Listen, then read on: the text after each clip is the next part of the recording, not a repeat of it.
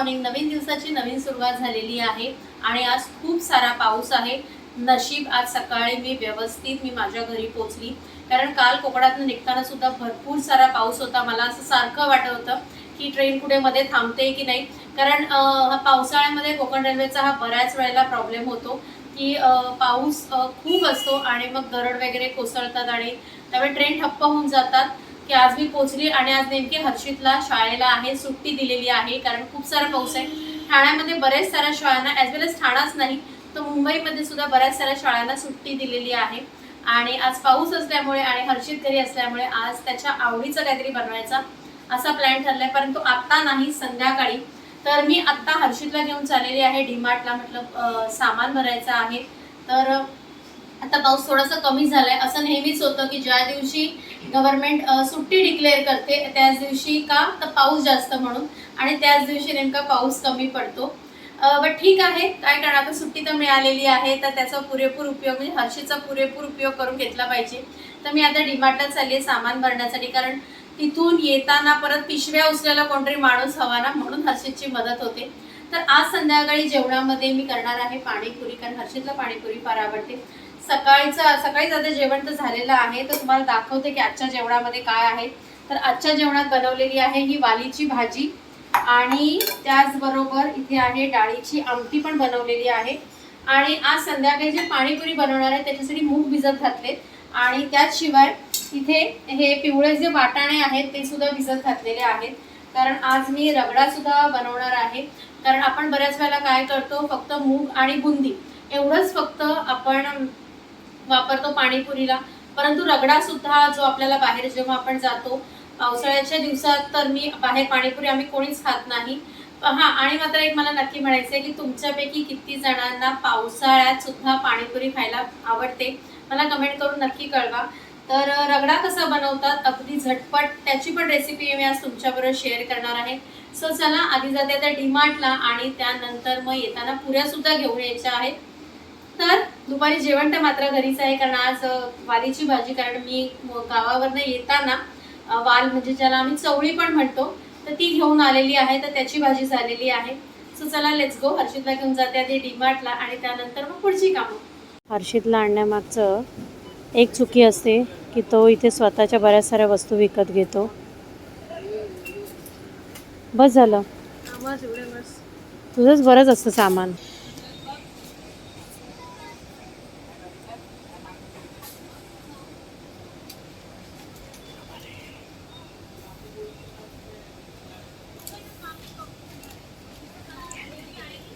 साधेवाले ते घे ना, मायक्रोवेव्ह वाले पॉपकॉर्न वरती येते ते साधेच आहे, ते ग्रीन वाले ते नाही, ते पुढे बटर नाही, पुढचे ग्रीन वाले.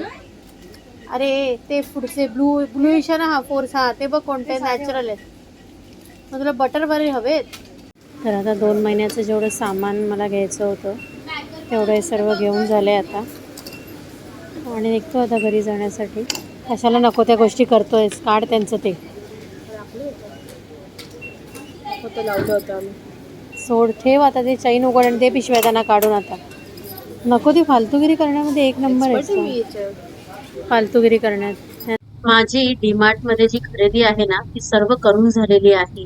तर आम्ही आता आलेलो आहोत उपवनला. हर्षीची मजा चालू आहे आज, पूर्ण पावसाची धमाल. आम्ही काय सध्या ठाण्याच्या बाहेर जात नाही कुठेच, म्हणजे कुठेही वॉटरफॉलला वगैरे. हर्षित मात्र मस्त धमाल करून घेतोय की गाडीत बसून पाऊस बघतोय. हा आहे आमचा उपवनचा लेक, आणि आता हा पूर्ण ओव्हरफ्लो झालेला आहे, म्हणजे जसं पाणी भरपूर आहे. तर हे पूर्ण पाणी आता भरलेलं आहे, तुम्ही बघू शकता तलावाचं.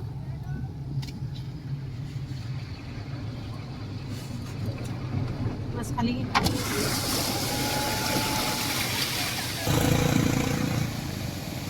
बघा, तुम्हाला दाखवते किती ओव्हरफ्लो झालेला आहे तो.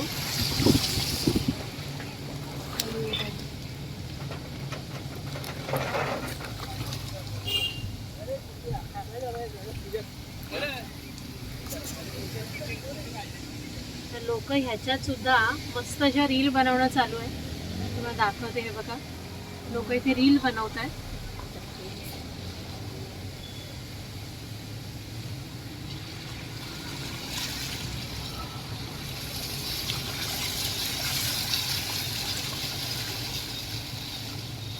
तर दुपारी जेव्हा मी घरी आलो तेव्हा आम्ही प्रचंड भिजलेले होतो, कारण ज्यावेळी आम्ही घरी आलो त्यावेळेला खूप सारा पाऊस होता आणि सर्व सामान गाडीतनं काढून आम्हाला घरी आणेपर्यंत आमची तो वाट लागलेली होती. घरी आल्यानंतर काही नाही, दुपारचं जेवण झालं आणि त्यानंतर मस्त आराम केला, कारण खूप मस्त असे भिजलेलो होतो.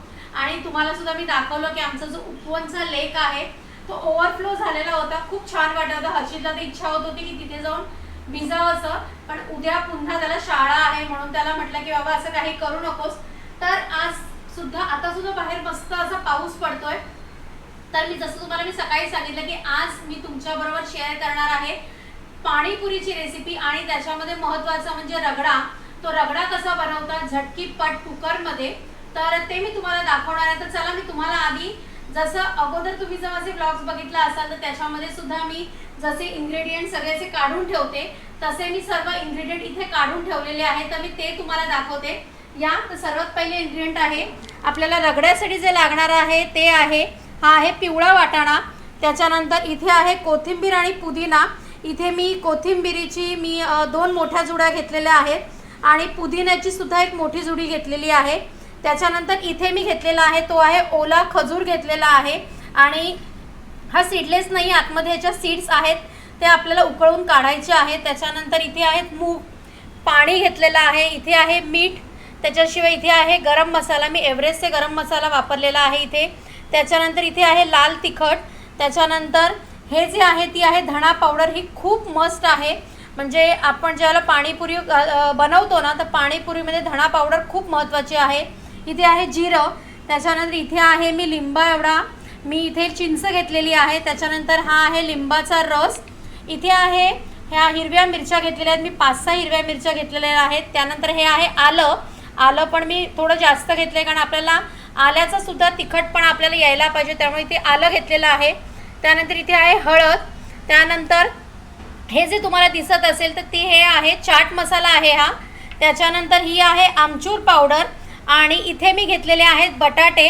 हे कच्चे आहेत बटाटे, आणि हे मी मोठे 4 बटाटे घेतलेले आहेत. तर आता हे बटाटेसुद्धा कशात घालायचे आहेत ते पण मी तुम्हाला दाखवते. तर अशा पद्धतीत ह्या सर्व गोष्टी आहेत. तर जे आपल्याला तिखट पाणी करायचं आहे ते कसं करायचं ते मी तुम्हाला दाखवते. तर सर्वात पहिले तिखट पाण्यामध्ये मी घेणार आहे, तर सर्वप्रथम हा कोथिंबीर पुदिना, त्याच्याबरोबर मी हा कोथिंबीर पुदिना जो आहे ना तो मी 4-5 पाण्यामध्ये धुवून घेतलेला आहे, कारण आता पावसाळ्याचे दिवस आहेत, आणि पावसाळ्याचे दिवस म्हटलं की तुम्हाला माहिती आहे वर्म्स वगैरे खूप असतात. त्याच्यामुळे मी आधी हा कोथिंबीर आणि पुदिना जो आहे तो मी आधी धुवून घेतलेला आहे, म्हणजे पाण्यात भिजत घातला, आणि त्याच्यानंतर मग 3-4 पाण्यामध्ये हा धुवून घेतलेला आहे. याच्यात पण थोडासा गेला आहे. त्याच्यानंतर ह्याच्यामध्ये मी ह्या ज्या हिरव्या मिरच्या आहेत त्या घालणार आहे ह्याच्यात, आणि हे एवढं जे आलं आहे ते पण मी ह्याच्यामध्ये घालून घेणार आहे. आणि ह्या सर्व ज्या गोष्टी आहेत त्या आता मी आधी मिक्सरला वाटून घेते, आणि मग तुम्हाला पुढची प्रोसेस मी दाखवते. इथे बघू शकता की हे कोथिंबीर पुदिना आणि हिरवी मिरची, मगाशी मी तुम्हाला सांगायचं विसरली की ह्याच्यामध्ये मी लिंबाचा रस घालायचा विसरली, तर तोही घातलाय. आणि आता याच्यामध्ये मी थंड पाणी घालते. जेवढं तुम्हाला हवं तेवढं तुम्ही थंड पाणी घालायचं याच्यात. आणि त्यानंतर ह्याच्यामध्ये मी घालणार आहे हे मीठ. नॉर्मली जेवणासाठी पण मी हेच मीठ वापरते, आणि हे जे मीठ आहे ते आपण 1 चमचा इथे मी घेणार आहे हे मीठ, हे अशा पद्धतीत. आणि गोष्ट सांगायची राहिली तुम्हाला की हे जेव्हा मी वाटून घेतलं त्याच्यानंतर हे मी गाळून सुद्धा घेतलेलं आहे, आणि आता ह्याच्यामध्ये मी मीठ घातलंय. आणि त्याच्याशिवाय मी ह्याच्यामध्ये थोडीशी ही जी आमचूर पावडर आहे ना तर ती सुद्धा घालून घेते, आणि हा जो चाट मसाला आहे तो सुद्धा थोडासा घालते. आणि अशा पद्धतीत ह्या सर्व गोष्टी याच्यात घातलेल्या आहेत. आणि आता हे सर्व मी व्यवस्थित ढवळून घेते. सावकाश ढवळून घ्या, माझ्या हातातून पडलं थोडंसं ढवळताना, ठीक आहे, काम करताना अशा गोष्टी होतात थोड्याशा. आणि आता मी हे जे आहे ना त्याच्यामध्ये जर तुम्हाला बुंदी हवी असेल तर तुम्ही बुंदी घालू शकता, पण मी मात्र बुंदी नाही घालत, कारण बुंदी जी आहे ती मी मुगाबरोबर घालते. तुम्ही हे जे मूग आहेत ना ते मी काल भिजत घातलेले होते आणि त्याच्यानंतर हे मी आज सकाळी मी थोडेसे हे म्हणजे निथळवून चाळणीमध्ये ठेवले. तुम्ही ते बघू शकता, ह्याला थोडेच मोड आलेले आहेत, पण असे सुद्धा चालतात. जर तुम्हाला मोड हवी असेल तर तसंही तुम्ही करू शकता, पण ती प्रोसेस 2 दिवसाची आहे, कारण आता सध्या पावसाळ्याचे दिवस आहेत.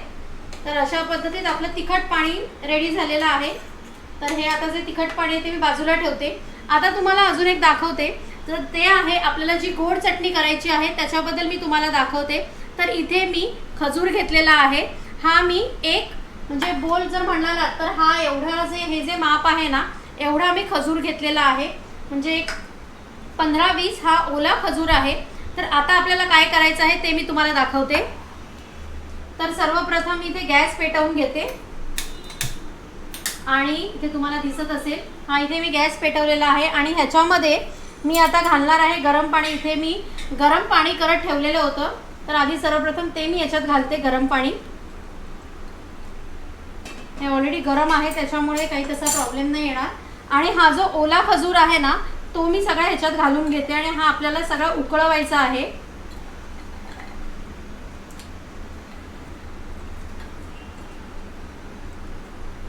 अशा पद्धतीत.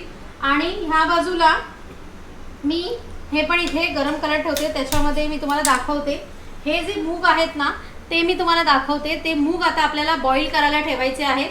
तर इथे थोडंसं पाणी होतं, ॲज वेल एज इथे पण मी थोडं गरम पाणी करून घेतलेलं होतं. तर हे गरम पाणी मी ह्याच्यात घालते आणि ह्याच्यामध्ये मी घालते आहे हे मूग. हे जे मी स्प्राउट्स घेतलेले आहेत ते आता मी ह्याच्यात घालते.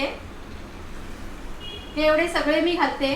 म्हणजे एवढे काही आम्हाला लागणार नाही आहेत, परंतु मी हे का घालते, कारण जर समजा हे उरले तरी आम्ही हे उद्या भाजी वगैरे याची करू शकते, मुगाची उसळ, आणि त्याच्यासाठीच मी हे आता स्प्राउट्स इथे घालते आहे. तर आता हे स्प्राउट्स ह्याच्यात घातले. तर आता मी ह्याच्यामध्ये मीठ सुद्धा घालते. इथे मी हा एवढा चमचा मीठ घालते, कारण ह्या मिठाला खारटपणा थोडासा कमी असतो. काही जण काय करतात, हा जेव्हा खजूर उकळवतात त्याच्यानंतर जो सीडलेस असेल तर ठीक आहे, परत विथ सीड्स असेल तर हे आपल्याला ह्याच्यातले सीड्स जे आहेत ते काढायचे आहेत आणि त्याच्यानंतर ह्याच्यामध्ये गूळ सुद्धा वापरतात. पण मी ह्याच्यात गूळ नाही घालणार आहे. साईड बाय साईड इथे चिंच पण आहे, जशी मी तुम्हाला सांगितली की हा लिंबाचा जो गोळा आहे ना, आपला लिंबाचा जेवढा गोळा असतो तेवढी चिंच आहे.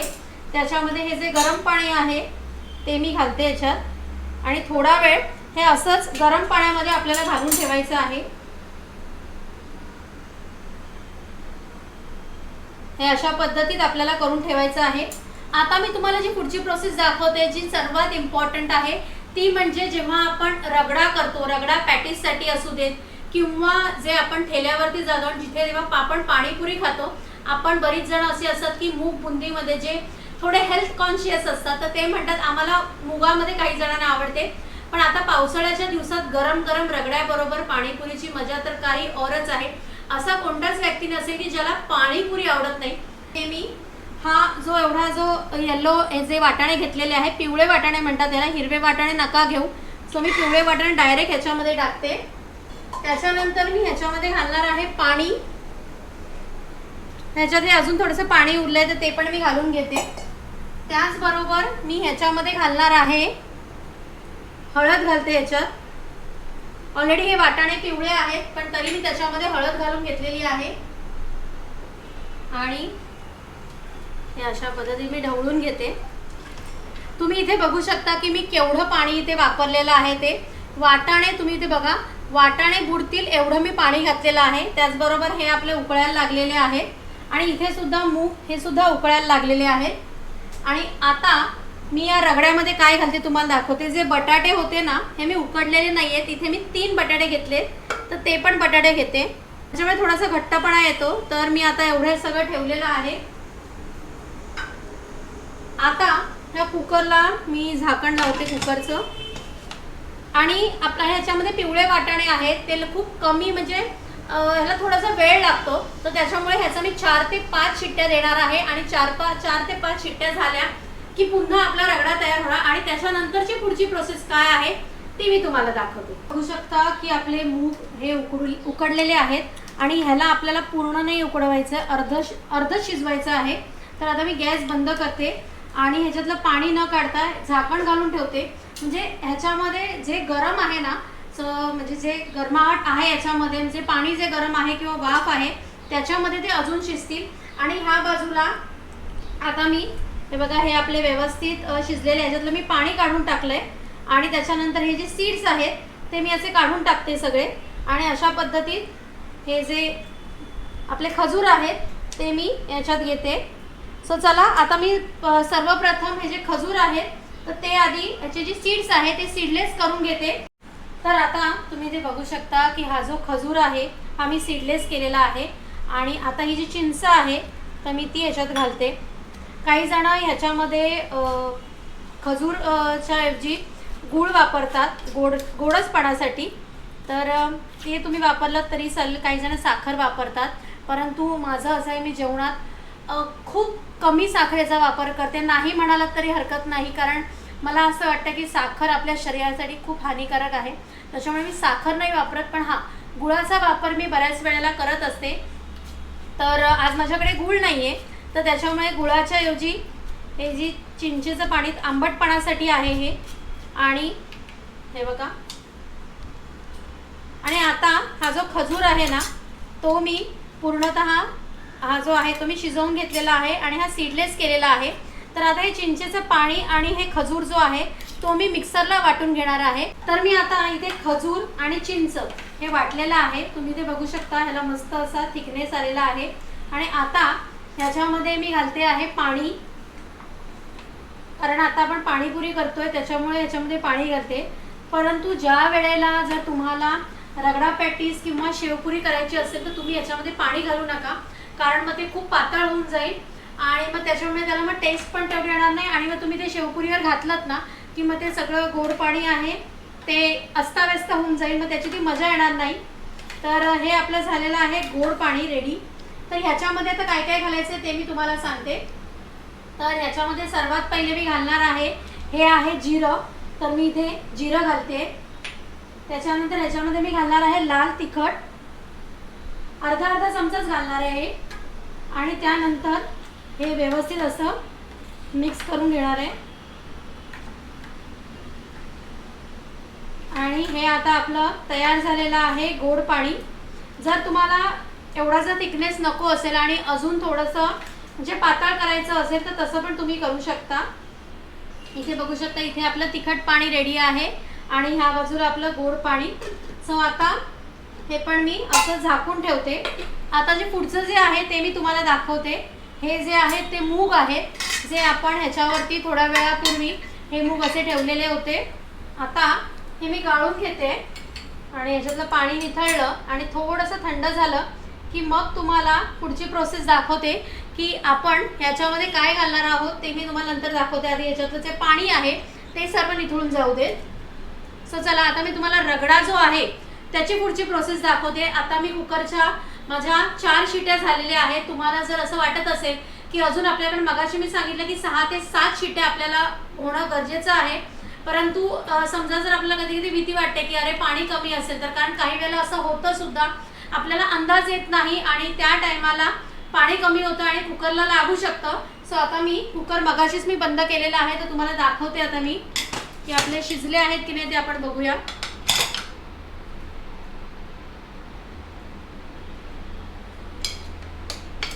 तर आपले बटाटे शिजले आहेत आणि आपले वाटाणे सुद्धा शिजलेले आहेत मस्तपैकी. हे तुम्ही इथे बघू शकता. हे बघा, हे सर्व आपले वाटाणे पण मस्त असा पिवळा रंग आलेला आहे. बटाटे पण आपले शिजलेले आहेत. तर आता आपल्याला हे थोडंसं थंड होऊ द्यायचे आणि हे थंड झालं की मग हे स्मॅशरने, पावभाजीचा जो आपला स्मॅशर असतो त्याने स्मॅश करायचं आणि ह्याच्यामध्ये अजून काय काय मसाले घालायचे आहेत ते पण मी तुम्हाला दाखवते. सो ह्याला आता 5 मिनिटं मी असंच थंड व्हायला देते.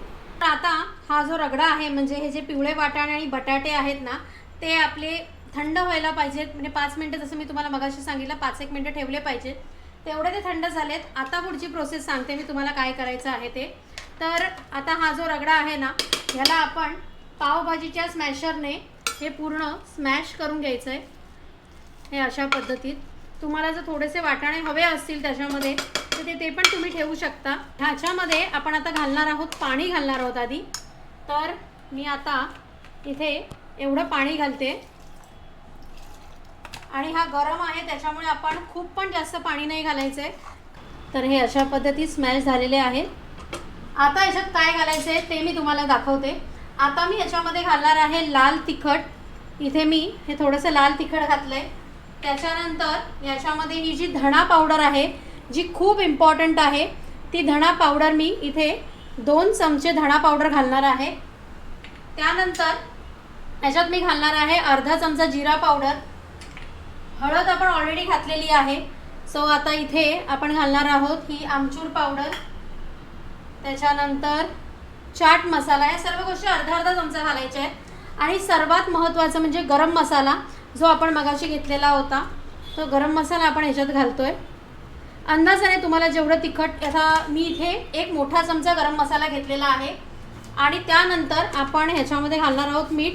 मीठ थोडंसं कमी घालायचं आहे, कारण ऑलरेडी आपण चाट मसाला घातलेला आहे, तर त्याच्यामुळे खूप जास्त मीठ नाही घालायचं आहे. आणि आता हे सगळं आपल्याला व्यवस्थित हे ढवळून घ्यायचं आहे.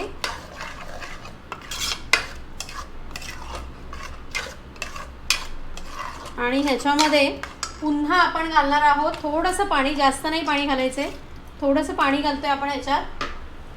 आणि हे पुन्हा आपण आता हे सर्व मसाले आता मिक्स झाले पाहिजेत. काही जण ह्याला आलं लसणाची पेस्ट पण लावतात, परंतु मी आलं लसण म्हणजे तेलाची फोडणी देऊन आलं लसणाची पेस्ट पण लावतात, पण मी तसं काही करत नाही. हे झटकीपट होतो रगडा. तर आता हा जो रगडा आहे तो मी शिजवायला ठेवते. जे मूग आहेत ना, तर त्या मुगाच्या बद्दल तुम्हाला दाखवते. हे जे मूग आपण जे बॉईल करून घेतलेले होते, त्यामध्ये ही जी बुंदी होती माझ्याकडे, तर ती मी बुंदी आता ही पाण्यात घातलेली होती. 1 वाटी बुंदी होती जी मी पाण्यात घातलेली होती.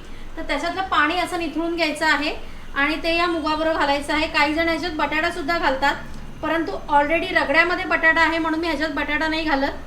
तर अशा प्रकारे ही बुंदी जी आहे ती आपण ह्याच्यात घालतोय. तर आता आपण ही जी सर्व बुंदी आहे ना, त्यातलं जे पाणी आहे ते निथळून घेतलेलं आहे. आता आपण ह्याच्यामध्ये काय काय टाकणार आहोत ते मी तुम्हाला दाखवते.